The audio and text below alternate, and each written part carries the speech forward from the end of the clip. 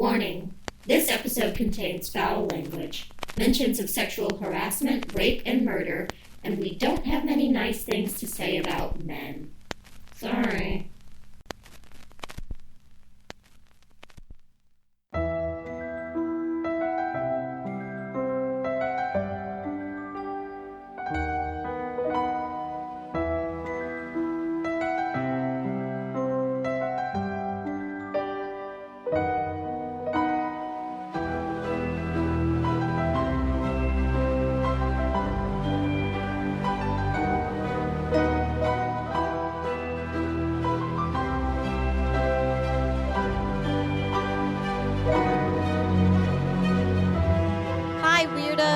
Are listening to Keep It Weird, the podcast for all things strange and unusual, historical and theoretical, forgotten and neglected, and sometimes we get a little fierce. Each week we get together to chat about something weird, and sometimes the weird part of the story is simply the fact that we don't know about it. This is going to be part 2 of our follow-up series to our snack pack in 2020. We're discussing women that our history professors forgot to teach us about. Women who fought for their country, women who did the right thing even when it meant certain death, women who contributed to science, math, and physics, and even some women who did bad things. Ooh, but sometimes being bad can be oh so good. So, carry some extra maxi pads in that purse. Hold that door open and throw your jacket over those puddles, god damn it. My name is Ashley, and this is my co-host, Lauren. Hello, weirdos. We are joined by the strongest of ladies, a foaming at the mouth, man-eating feminist, Our Lady of Patreon. That's right. Miss Amy Hanselman. Woo. There she is. Ready to rip some weirdos. dicks off and swing them around her head. That's right. Hey. I would throw him in the trash. Right, for sure. Or out the window of a moving car. What up, Lorena? Yeah. We love her. Bobby. She's my girl. Oh, Bubba. So last week we talked about some ladies of World War II who were pretty incredible. Lauren is actually starting us off this week with something a little bit different. Listen. But someone who I think we all should know about. Well, it's funny because it's somebody you should know about, but it's somebody who is kind of nameless, but is amazing at the same time. Yeah. I'm excited to hear about this. I have no idea what you're talking about. I Me mean, too. exactly. So the reason I was giggling when you were doing that introduction is because I am just the queen of taking like such a hard left turn and going to something so dark. And like it still stays on topic, but it gets very dark. It gets a little murdery. It gets, it takes the Lauren turn. Nothing wrong with a little murder. But also... Well, no, that's not true. Okay, well... Nothing wrong with a little murder. Ashley.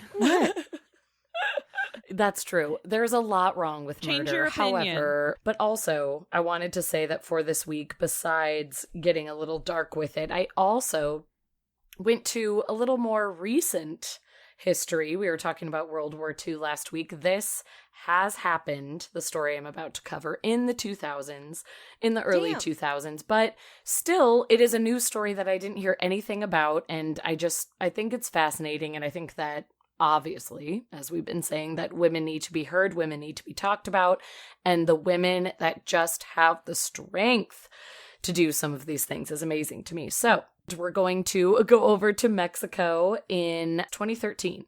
So there was a murder that happened at 7:45 a.m. on August 28th, which I thought was interesting because it's the 29th today. Look at us. Interesting, Hopping right yeah. back. Oh. I know. 7:45 a.m. on August 28th. It was on a bus route for bus number 4A. And that morning, a woman had hailed the bus, climbed the steps, and pulled a gun, shot the driver dead. Wow. The driver, well, I shouldn't say shot. The driver Jesus. dead immediately. The driver, with the bullet in their head, still was kind of flailing about, was able to jump out of the bus trying to escape, but died almost immediately on the sidewalk. So quite a sight to see if you were riding that bus, if you were anywhere near. Bloody, shocking, what is going on? The killer, this woman, witnesses said, was a middle-aged woman with very clearly dyed platinum blonde hair. Could have possibly been a wig or a cap, but it very much seemed like it was just some hair dye, wearing a plaid shirt and jeans. And that was all people got on her. Nobody saw how she escaped, or at least nobody was willing to say, but she fled the scene. She got away. Nothing more was said of it. Everyone was tending to the driver. And so they didn't have video cameras. No, nobody saw. At this particular stop where this woman got on, there was no camera footage. It was just only witness hearsay. Okay. Then the second murder happened just 24 hours later on the exact same route. A woman boarded the bus downtown. We are in the city of Juarez in Mexico. Oh, dangerous. Very dangerous. A woman boarded the bus downtown and a few blocks later requested a stop. She walked towards the exit and motioned as if she were looking for the bus fare, but instead drew her gun during the distraction, spat some words into the driver's ear with a little whisper, and shot him twice in the head before fleeing the scene. Once again, like something out of a movie. What is going on? Yeah, What has just happened? The world? She got away. And then one day later, a news website from El Paso called La Paloca, which specializes in covering political gossip all about Juarez, they received an email. And the email said, "You think that because we are women, we are weak. And that may be true, but only up to a point. Because even though we have nobody to defend us and we have to work long hours until late into the night to earn a living for our families, we can no longer be silent in the face of these acts that enrage us. We were victims of sexual violence from bus drivers working the night shifts here in Juarez, and although a lot of people know about the things we've suffered, nobody defends us nor does anything to protect us. That's why I am an instrument that will take revenge for all women. For we are seen as weak, but in reality we are not. We are brave, and if we don't get respect, we will earn that respect with our own hands. We, the women of Juarez, are strong." So that email came through, and the email was signed, calling herself Diana, Hunter of Bus Drivers. And oh, man. I was like, I'm obsessed with that. Shit. That sounds like a tarot card. That sounds like a Game of Thrones thing. Yeah, It Queen of does. the Dragons. Hunter of Bus Drivers. Hunter of Bus Drivers. It totally does. And did you say tarot card, Ashley? Yeah. Yes, I thought the same thing. I was like, did you pull Diana, Hunter of Bus Drivers? Because that says you are about to have the most courageous day of your life. You're going to take some steps in your career. No, I totally had that same thought. I love it. I love that they gave themselves this name, that they went for it, and that there was this brave female getting on the buses. Well, it's also very intriguing because this is not usually a woman's behavior. No. It's not that women Not don't in the murder, and slightest. it's not that women don't, do acts of subterfuge, but they don't usually, write letters to the police, essentially, Yes. and do vigilante justice. So it's fascinating. Right. Yeah, we also just don't typically shoot people. Yeah, it's not Yes. usually our MO. And when you first started saying it and you were like, oh, it looked like she was wearing a wig, I was like, are we positive this wasn't a man disguising himself as a woman? I, of course, had that thought too, but all of the witnesses are so positive it was a woman, just by the figure, the size, everything. Even if there was a wig involved, this was a woman. Okay. So this was happening in August of 2013, as I said, like these exact days, the 28th and 29th, which again is just crazy that we're recording on these days. But at this time, this was 2013, 2014 were kind of the years where disappearances of women were finally coming to the news, coming to the police, coming to just public knowledge, because as you reacted when I said Juarez, Ciudad Juarez, that is just known to be a very dangerous area, you know, like drug cartels, the crime. It is a dangerous city, but the disappearances of women were completely overlooked for decades, where it was like there was only focus on really the drug rings and the crime rings, and it was sort of like, oh, another woman went missing.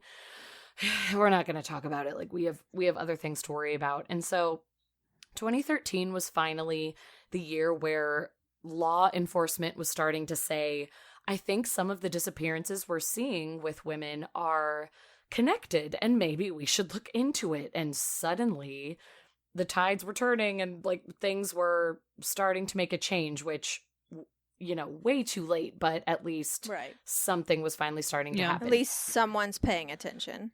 Yes. So people started recording the disappearances of women around this time and considering them, you know, to be related, as I said. It really started with a 13-year-old girl who was kidnapped and then found dead with signs of sexual assault and strangulation right around this time in 2013. And after that, a number of women being killed just kept growing, I say quote unquote, or again, just kind of happening in more public places. So it went from dozens of reported murders a year to hundreds, and so many women that it was hard to count accurately. And in 2010, the number peaked. At least 304 women were murdered that year. And that's when people were really, you know, just starting to talk about it. I'm sorry, really quick. This is just in Juarez? Yes. Yeah, and Juarez is small. Mm-hmm. Yeah, Isn't that's that crazy. I did a report in 2006 about the number of women who went missing or were murdered in Juarez, Mexico. It was my senior year. We had to do a project for Spanish class, and we had to do it in Spanish. And I asked if I could cover what was being called the serial killer of Juarez, but it was not one person.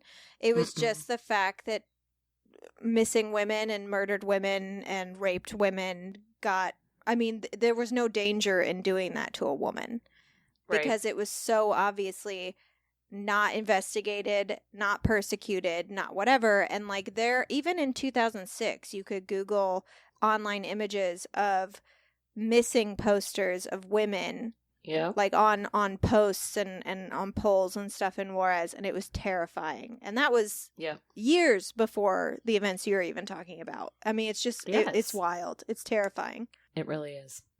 Amy, did you have a question? No, I asked it. Amy's mostly just upset. Okay, I was just making sure. I'm just mad. Yes, it's. So you know how I feel about women. Amy's like, can I interject real quick? Yeah. What's up? Just wanted to tell you guys men. I'm really upset. I'm just really upset and fuck all men. Okay, great. Let's sit down. I think we should rip their penises off and throw them out the bus windows. Let's do it. Diana's trying to get some work done. Diana, she's trying. So the circumstances of the crimes, you know, as they're starting to come forward, we're finally starting to talk about the crimes, the disappearances of these women. They were always similar. It would be one day a girl was on her way to work or on the way home. And if there was any news about her, it would be that her body was found in the desert or in an abandoned parking lot. There were traces of sexual assault or torture, and they were sometimes even found together in mass graves. It's so upsetting. I know it is so dark, but the reason this is important is because it was always about the commute to work, the commute to school, the commute from work, from school, whatever. So then people are starting to look at bus routes and bus drivers and how close these are related. And a man named Oscar Menes, who was working on some of these cases as a criminologist, was explaining to authorities and to media outlets, just saying that everyone was trying to deny the problem at first, or then it was played down, And finally, it became blaming the victim's lifestyle, of course. Tale as old as time, and their families. Yeah, those 13-year-olds, you know how they're always getting themselves murdered. Seriously, it just like, yes, of course, we're going to victim blame. That doesn't make any sense for these young women, but that is what was happening. And this criminologist, Oscar, he finally resigned because he was saying that all of his superiors just wanted to cover up the investigations, tamper with the evidence. They had no interest in finding justice. And he was one of the few who actually wanted to find answers, while everyone else was just saying, let it go, let's do this, blah, blah, blah. So then Diana comes forward trying to do something by herself. And this Oscar guy, he got so excited and just saying, like, I know that I shouldn't be rooting for this, especially as a man studying like criminology. But he was quoted when he talked to This American Life, another wonderful podcast we all know about, just saying that, like, this is kind of what the women in Juarez were waiting for. They were looking to Diana and saying, it's about damn time. It's about time someone did something. Anything, truly. Like, for the people looking for justice, this was sort of an amazing moment. So again, a few reporters went to Juarez and were like, I want to talk to the women, I want to see what's happening. And a lot of women were reluctant to, of course, talk to a stranger, and, you know, they don't want to get involved because, again, they think their life is on the line. But the few women who were willing to agree to be interviewed were basically saying, I cannot wait to congratulate this woman one day. Like, I hope I meet her. I am so excited that somebody is doing something finally for us. And funny enough, a lot of the women that were speaking up were women who either had kids already or were pregnant and expecting. And it just showed kind of the mama bear soul that was coming out in the city in 2013 and 2014 of just like, I want my kids to be safe. I want my body to be safe. I want my children to have a mother. So I am so here for this woman. But generally, the population was saying that buses are a bad place to be by yourself if you are a woman. And right before this happened, there were a couple of murders that specifically happened like by bus drivers. It was confirmed. And we don't know if the bus driver's killed by this blonde mystery woman, Diana, the bus driver hunter, but she could, I don't know if they were actually doing anything, but it seemed that she was just out for revenge because of the things that had been happening for years, but also in recent time. These women were saying, hey, I have a friend, I have a sister, I have so-and-so who was hurt by who I know is a bus driver and I can't do anything about it. There was one young woman named Laura. She had a daughter and then was pregnant with another child when she was interviewed. And she said that her sister, Maria Alejandra, a 20-year-old, had just suffered a home invasion just weeks before this happened. A man slipped through her bedroom window in the night, armed with a gun, tried to sexually assault her. She recognized him from living in the neighborhood and, called him out by name. So he left her house and she went to report it to the police, but nothing happened. They basically just sort of said, okay, well, tell us what you can, but there's not much we can do. Like, there's home invasions all the time, blah, blah, blah. And they also faulted her because she only had like one bruise or one little scrape. She didn't have enough defensive wounds. She didn't have enough to do a full investigation. And this Laura woman who was being interviewed said, I basically realized that my sister had to have been dying for them to investigate her. Like she didn't have enough scrapes for them to even take her seriously. And that was when she really started to get infuriated. So that is why she was happy when this person came forward. Well, I think that's an attitude that you can even see in our country right now, where people have been like, well, I've never had a negative experience with the police. So obviously, it's blown out of proportion when all these people say they have negative experiences with the police. And then all of a sudden it happens to you and you're like, but what? But wait, But this doesn't happen to people like me. It happens to people who are troublemakers, who are causing problems, who are breaking the law, da-da-da-da-da. And it's not until it actually fucking happens to you that it's that slap in the face where it's like, oh, it is incredibly dangerous. Yes. 100%. And no one is going to help me if I need help. No one's going to do anything about it. It turns out that the victims are the ones going to jail too. Like, that is what was happening in Juarez. Was then eventually Laura's getting angry, her sister's getting angry, like the friends are getting angry, all of it, but nobody can do anything because they know if they are causing too much of a stir, they are actually going to be going to jail and they're being threatened by some of the law enforcement. So it's only getting worse. They don't know what they're supposed to do. And the only time that it seemed like there was any promise was in 2001. Police did apprehend a bus driver named Victor Garcia Uribe. He was arrested with a colleague and accused of murdering 8 women who were left in a mass grave in an old cotton field. And he denied any involvement, but after further questioning and long hours of interrogation, he did finally confess to taking part in the murders and in the murders of 3 other women that hadn't even been discovered. And he even confessed to enjoying the murders and being under the influence of drugs like cocaine and marijuana and drinking a lot of alcohol, and saying that he just felt, infused and like he could do anything, and he enjoyed it. He straight out said he enjoyed it, and that he threw them in an empty field. He thought he could never be caught. And I'm sorry to stress such a dark part of the story, except to say that he did confess, but yet 2 days later in court, this man did a complete 180. He decided he wanted to deny it again, that he was not involved at all. He said officers kidnapped him and forced him to say it, took him to a police academy and tortured him. And that does happen. It does happen, but not to the point where people say, yes, and I enjoyed it. And give and all I of these liked specifics. it too. Yeah. I liked it, and this was how I felt, and all of that. Because, yes, I had that same thought too. Of course, those forced confessions happen, but not in this case.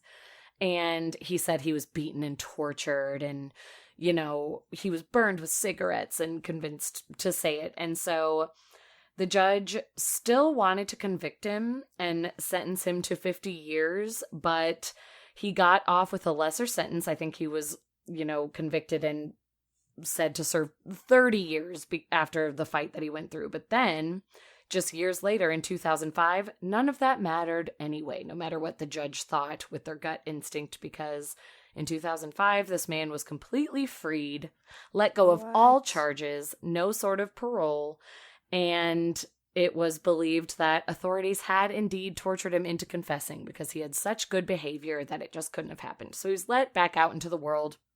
And again, the women of these cities in Mexico, because it was happening in the neighboring cities too, were just saying, like, nobody is fighting for us. So just kind of back to then 2013. I'm so sorry. Can I just interrupt to say that I am very upset?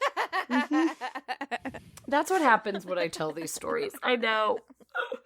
I don't have anything to add except that I don't like it. I know. I'm sorry. I'm trying to get past the dark happening. parts. I had to give the backstory, which is so dark and awful, just to say that this Diana, the hunter coming forward, was so big for the women. And even though what she was doing was absolutely just in cold blood, completely illegal. Wrong. It was very wrong, but the vigilante supporter in me just wants to, like, give her the biggest hug because these women felt like they had no voice, and somebody finally just said, fuck it. Like, I am going on this bus, and I'm getting rid of these murdering bus drivers because, again, even if not every bus driver is a murderer, of course, it was such a known thing that getting on the bus route, especially as a woman alone, allowed the harassment, the catcalling, the inappropriate touching. It was still so dangerous in other ways, even if you weren't, actually being physically hurt and killed, but you were still being mistreated in so many ways that it was just like, enough is enough. Finally, somebody is coming forward. And so many of the women who were interviewed, again, mostly mothers, saying, like, I wish I had these guts. I wish I had the balls. I want to have the strength, but I don't. And I'm so happy that this woman does, and she's standing up for us. And what's great about it, even though the story is short, we don't know who this woman is. She has never been seen again since these only 2 murders that just happened in the light of day in the public. What she did started this kind of tidal wave reaction where bus drivers were terrified. Yeah, people started to think twice. Yes. like the crime didn't, drop. Again, this was a dangerous city that had crime in many other areas, but the crimes that were going along the bus routes and being kind of cast aside, these bodies being thrown aside to the side of the road, those went way, way, way, way down, which is incredible. That was a huge thing because those were the most mysterious and just kind of out of nowhere. And how do we even track this type of crime? So those were going way down. If you were a woman who got on a bus, a lot of times bus drivers were turning to you saying like, oh, you're not Diana, are you? Almost joking, but also shaking in their boots. Yeah, but also like Diana could fuck be on around my and bus. find out. Yeah, fuck exactly. around and find out. Exactly. Yes. And some of the women were like, I would just respond yes, or like, oh, well, don't test me, kinds of things where the women were starting to feel a little stronger and more confident too, to stand up for themselves and say, yeah, don't question me. I could be Diana the Hunter. And women were just starting to feel more safe on their bus routes, working those late night shifts, providing for their family. Bus drivers had sketches of what they thought were, what they thought was the look of Diana the Hunter. They would have a sketch kind of on the windshield. They were giving everybody the once over because they were so scared. And it was just an amazing thing to see that at least this one portion of the city, this dangerous part, was able to slow down and kind of come to a screeching halt eventually. And it's really amazing that like this woman with the mystery name, because she wasn't doing it for the fame, was able to do it. And there was a man in the media, I think it was somebody who was investigating during it, maybe he worked for NPR, but he said that while he was riding the bus route during this time and, kind of trying to get some intel, he just kept thinking about the words that Diana the Hunter used to these bus drivers and to the second bus driver on the morning of August 29th, saying, "Ustedes se creen muy chingones," meaning, you all think you are so tough. The last words right before shooting the driver twice in the head and running away. These words were just ringing out, and this reporter was like, man, now I see why all the bus drivers I've encountered are so quiet, are keeping to themselves, are not messing around, because there truly was a fear in the air. And Good. We don't know anything about the email. People have done their best to try and investigate it, but this Diana has remained a mystery all these years later. And for anyone who doesn't know, Diana, this name, Diana the Hunter, is actually the goddess of women and childbirth, which I didn't know. Who, like many other Roman gods, acts out of basic human feelings. That is their motivation. And so these human feelings were rage and revenge. And on one of Mexico City's most famous streets, there is a statue of Diana the Hunter, and there's a replica of it outside of a restaurant in Juarez. She's muscular, strong, holding a bow with her arms stretched back, about to shoot. It is an image of strength, so it makes sense that this name was chosen to sign the email. Like, why should Diana. Diana Hunter of bus drivers. Baby. Wow, I'm obsessed with her. Yeah, the only thing that I'm worried about is that I really do hope that the bus drivers that she shot in the head were like doing bad things. I hope they weren't just like, chill bus drivers who were like, oh, come on, lady, this is just what I do for my job. But also, how is it, in what fucking world are the bus drivers so powerful that the police are like, no, we can't mess with the people who make slightly above minimum wage driving a bus all day? Are you fucking kidding me with this shit? Well, Right. I think that it was just simply that men are so powerful in Juarez, Mexico. And the women were just a second thought. That's a situation where you don't really think that you're in danger. Yeah. I mean, I think a lot of people actually do, but like you don't suspect it. You don't suspect that the bus is the place where, especially, I mean, if it's a whole operation, if it's not just the bus driver, but also like a gang of men who do this to women, and all they have to do is ride the bus late at night, and once they get 1 or 2 or 3 women on the bus, all they have to do is pull over and do whatever they want with them. Yep. And then discard and the bus just kind of became the way. And yeah, sort of what I was saying earlier, not all of the bus drivers were murderers, but like sexual assault and sexual harassment were very, very popular on the buses. And a lot of drivers took part in it, especially late at night when it was just a couple of women or sometimes one woman riding the bus home. And yeah, there wasn't enough proof. There weren't always witnesses. Sometimes these women were alone, and it was an easy place.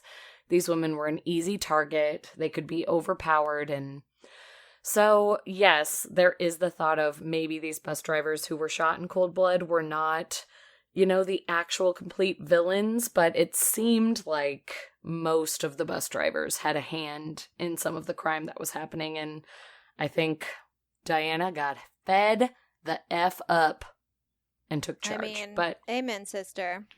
I get it. I know. I'm happy somebody stepped up. It made for some change, which is exciting. So should I went on longer than I thought. Should I go into my next little thing? Yeah, you might as well. Okay. So while we're on the topic of vigilantes, I did have one more much shorter thing that I wanted to talk about that, again, I hadn't heard of, and maybe you guys have, but have you heard of the Gulabi Gang out of India? No. Obsessed. No. Obsessed. So, the streets of Banda, I believe is what it's called, in Uttar Pradesh in India. This has always been an area just filled with domestic violence, sexual assault, poverty. It's always been known for this, with little to no police support. So very similar to Juarez over in Mexico. But in the midst of such chaos, back in 2006, the Gulabi Gang was able to form, which is this amazing group of women. So basically, this is women who are clad in gulabi, as they're called, or pink saris, as we would more know them. Just all in hot, hot pink. These women wield bamboo sticks as they accost male offenders. Yes! And this...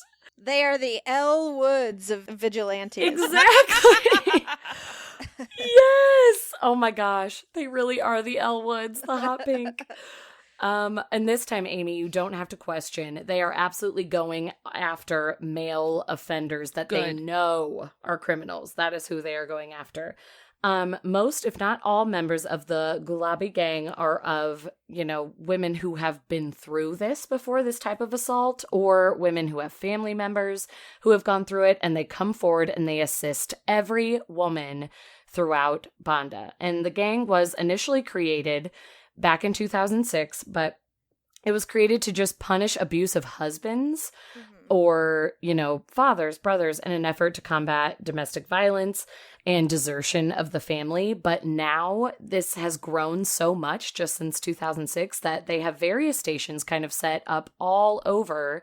And I think even in other cities now, and going kind of all throughout India, where there is a commander that takes care of the problems of the women in the area through word of mouth or, through whatever. And they send it out to their team, and they will go in and take care of really anything a woman is going through. A lot of it has to do with, abuse and coming after the men who have hurt them, but also taking care of if there is a food issue in the family, if, they're in poverty and they can't afford anything, they're providing the food.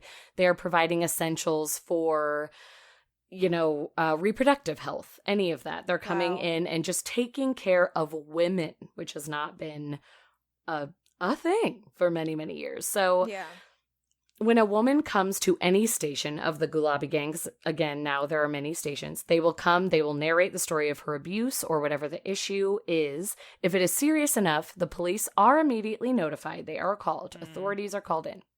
But if the police fail to take charge, which happens, unfortunately, more often than not, the Gulabi Gang takes over. Often the gang accosts male members and calls upon them to understand their wrongdoings.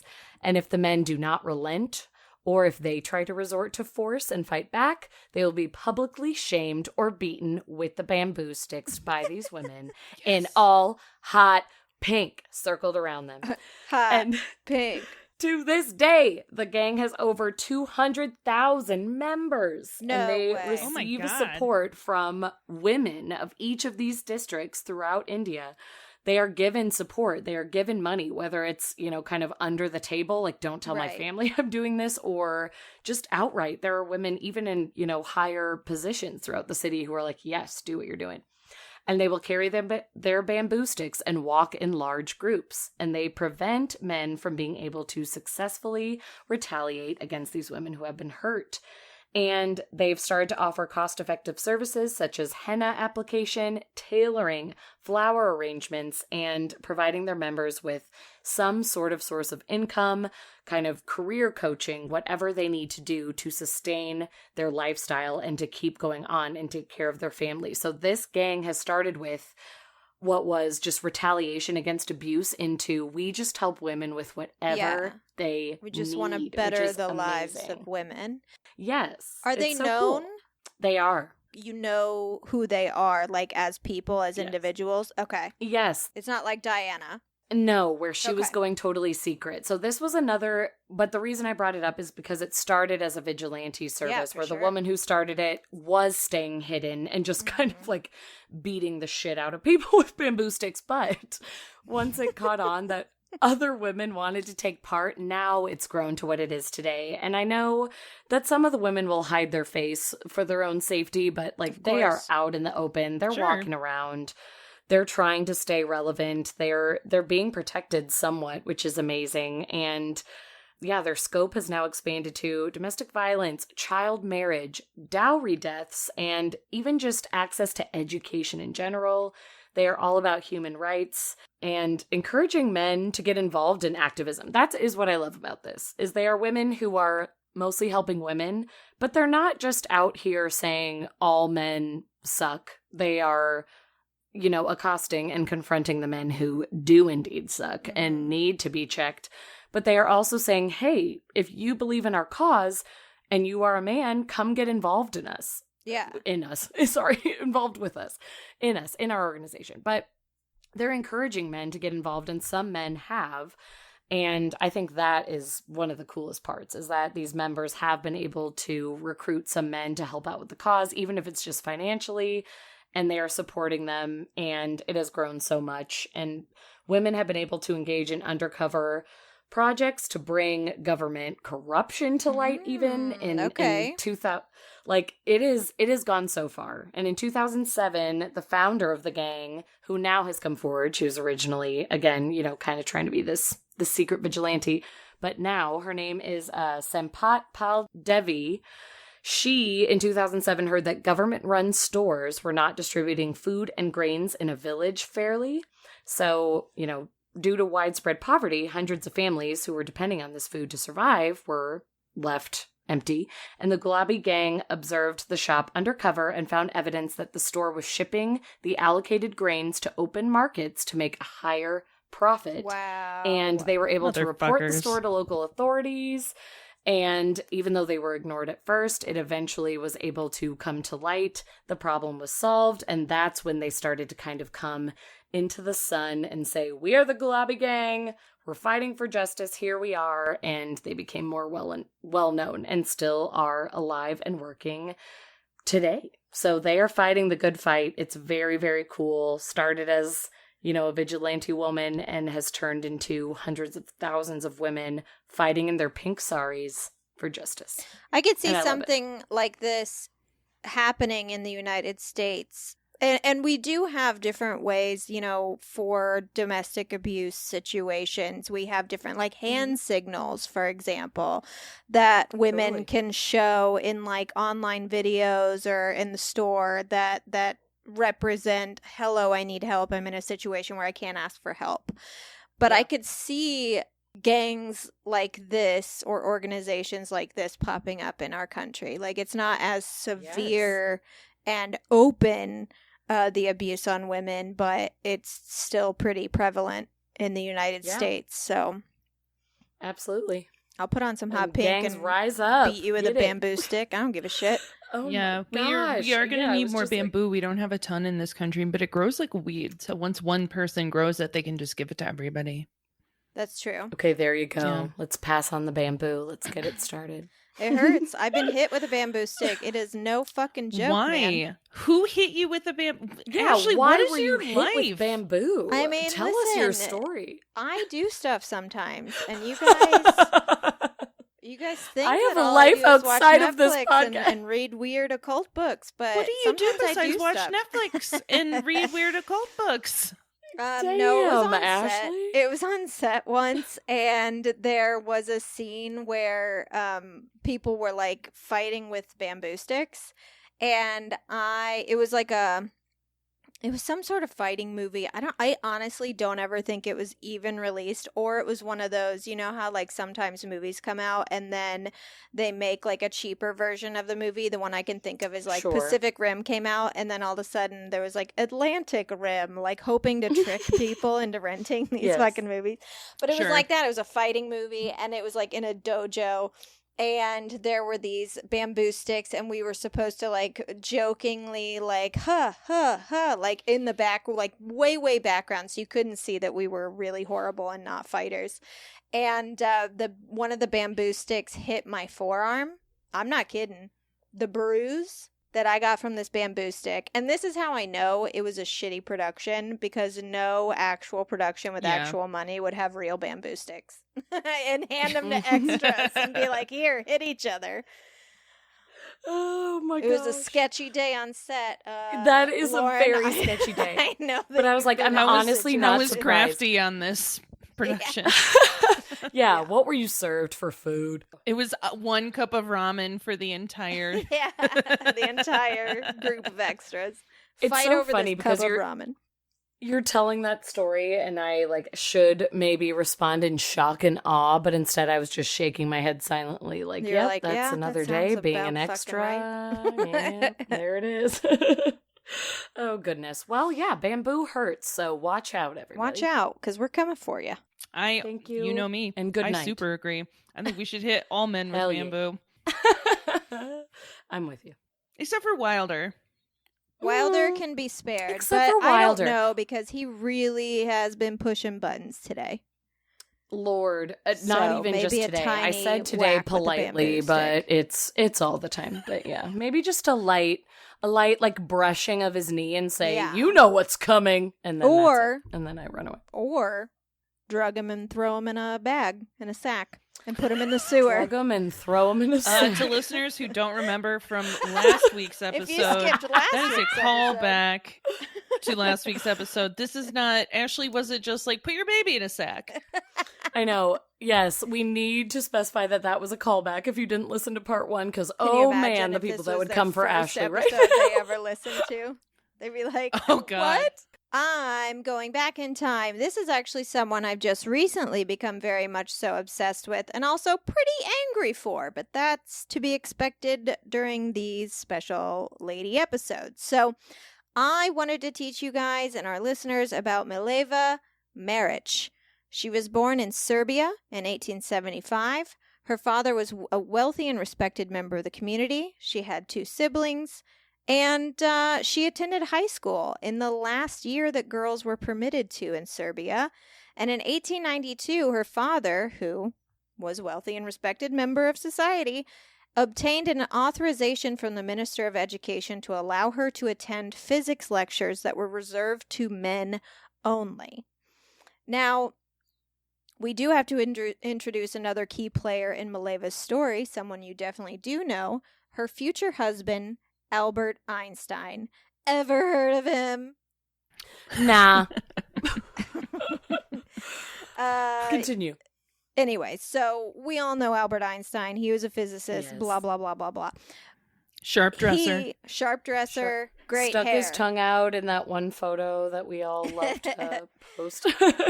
The 2 of them met in the physics and mathematics section of the Polytechnic Institute in Zurich in 1896 with 3 other students, all male.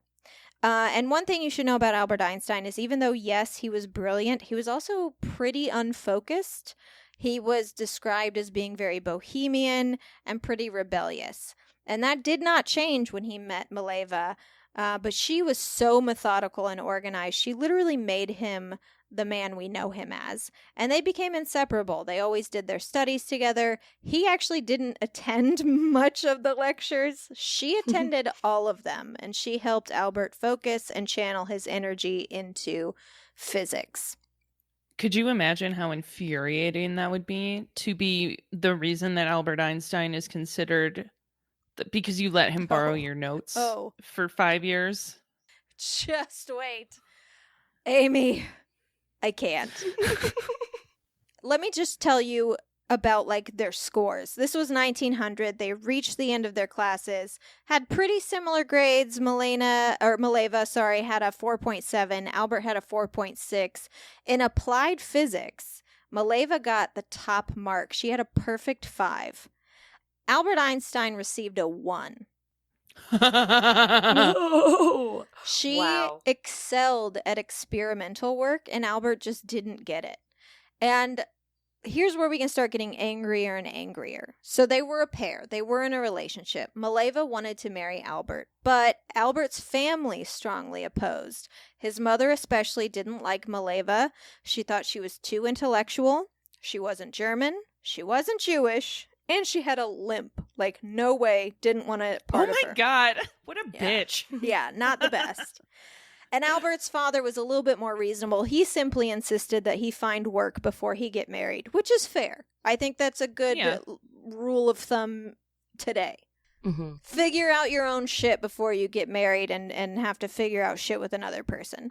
So that's what he tried to do. They both returned to Zurich in 1900 and started working on their thesis, and every other male student received assistant positions at the institute.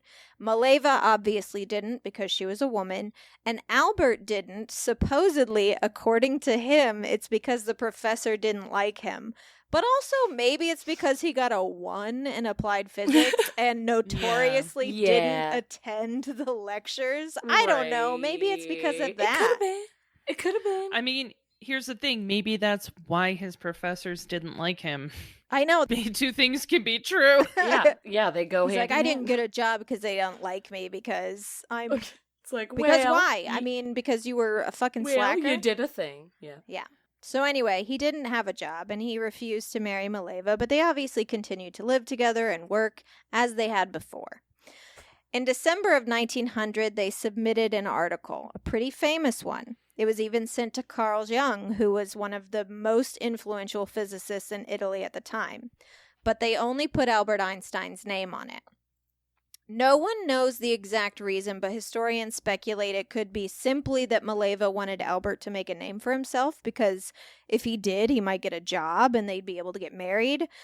But also, there was a pretty obvious bias against women at the time, so a publication co-signed by a woman may have carried less weight, and she might have just been like, hey, don't put my name on it, no one's going to take it seriously, it's fine. Life gets a little rough here, we'll kind of skip over it. Basically, Mileva got pregnant and basically begged Albert to marry her. He still said no. She had the child, what a dick. But no one knows what happened. They think maybe she was put up for adoption. They know it was a girl, but no birth or death certificates were ever found. So that's kind of a mystery. But finally, the next year after the baby was born and given away, Albert Einstein got a job at the patent office in Bern, Switzerland, which now is like famous for being the patent office he worked in. There's a museum, whatever.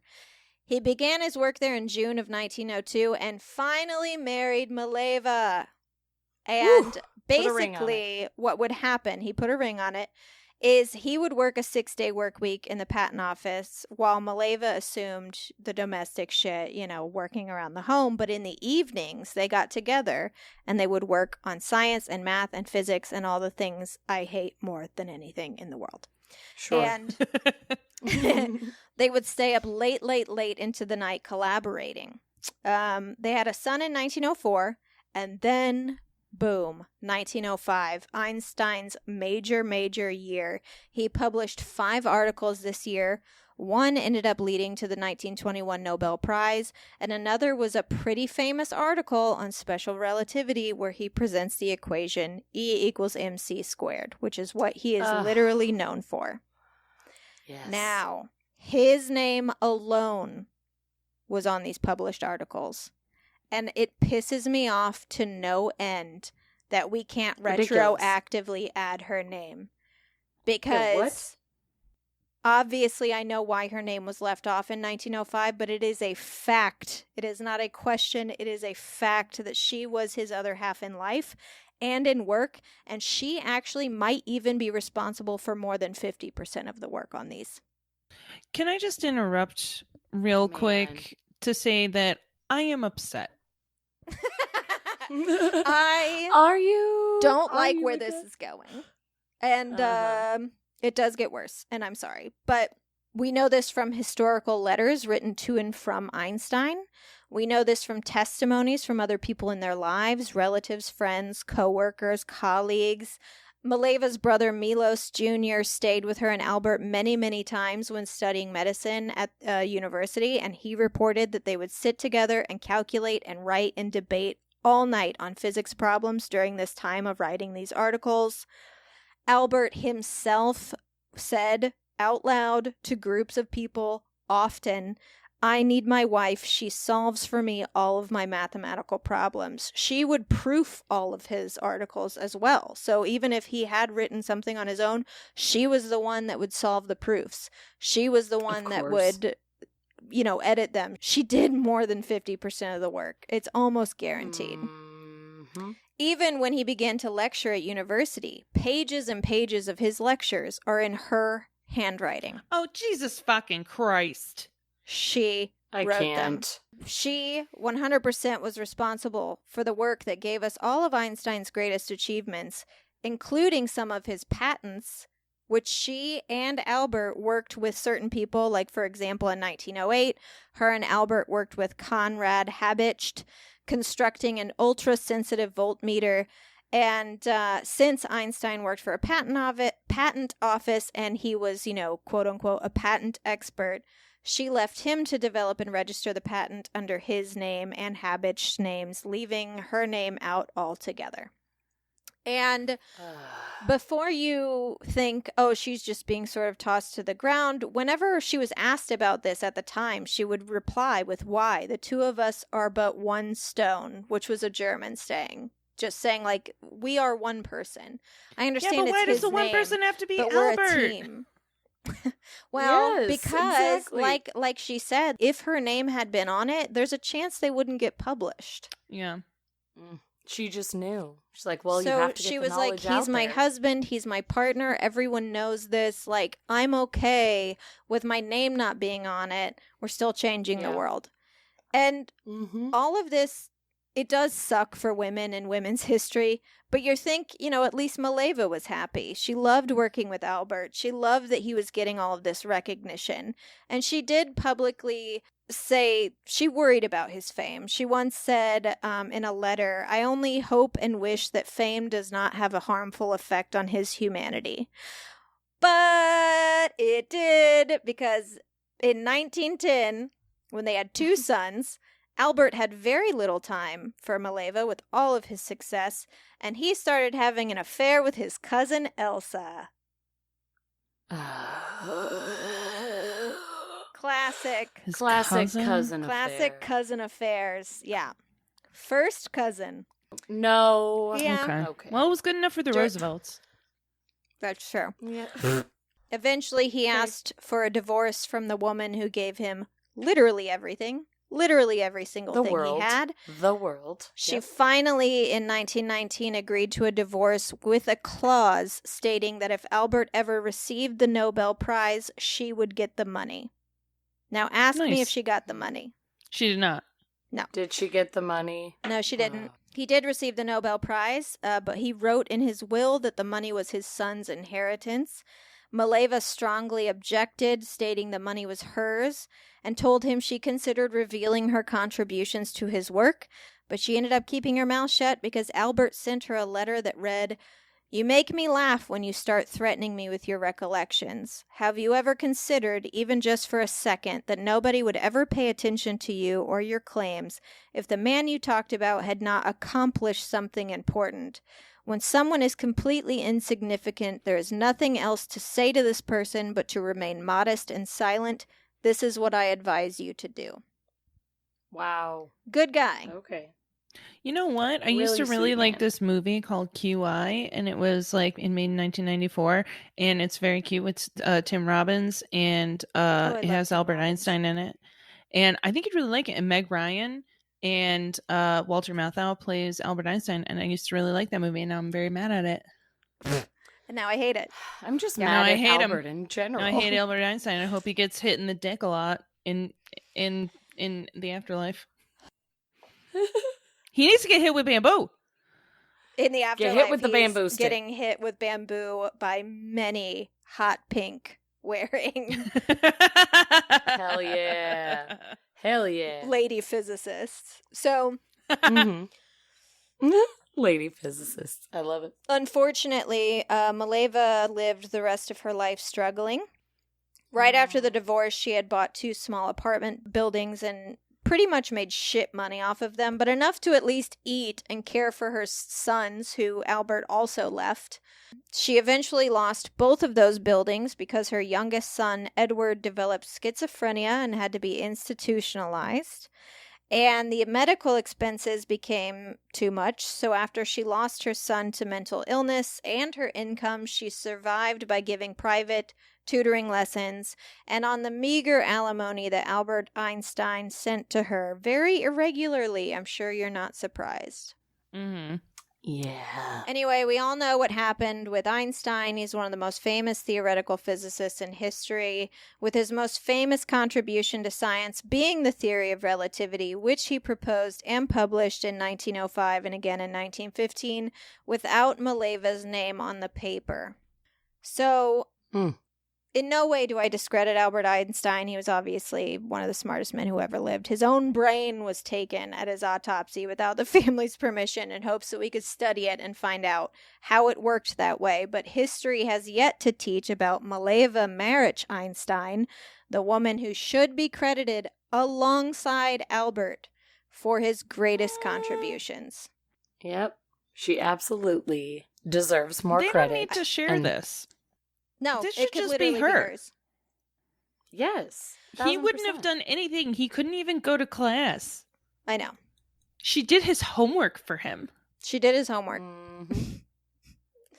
Yeah, I mean, if you go, like, historians, there are books written on Mileva, so if you actually want to know details about her, they are available. There have been biographies written about her, but pretty much everyone in their lives would tell you that she was the one. Like, yeah, Albert was brilliant too. They were both incredibly smart. They were in a program that was only offered to 5 whole people. Like, they were very smart people, but she was the brains of the operation.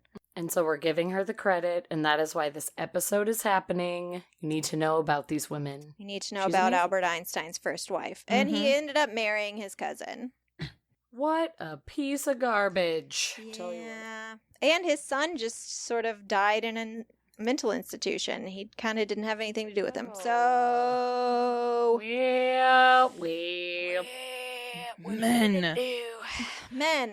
What are you gonna do? Men. This episode especially, Men. like last episode was really sort of like inspiring. And this episode was just Yeah, like, I know. men, huh? We Cool. Oh, we Love 'em, always do this. Can't live Where with there them, is just right? a darker episode. God damn it. Fuck the bad Jerks. I know.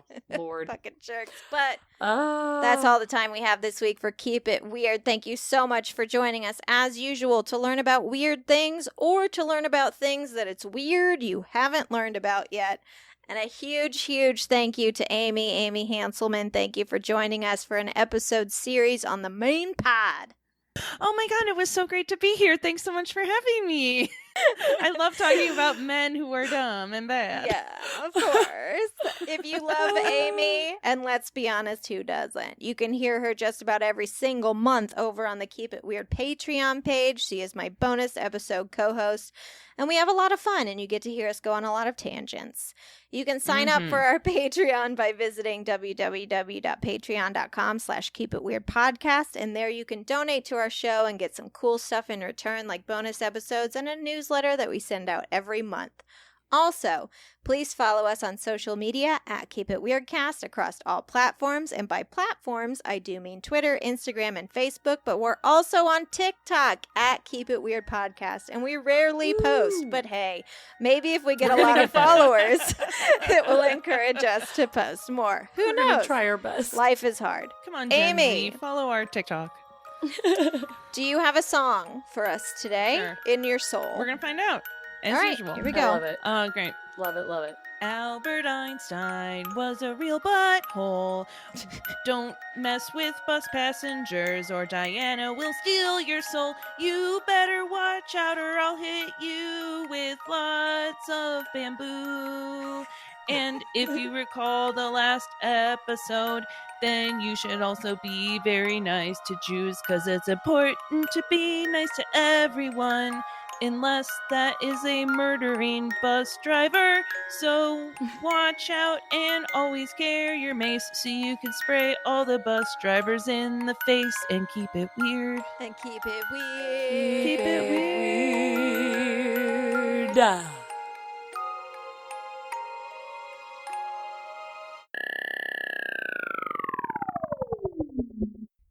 Hitting record officially. Bop, bop. Okay.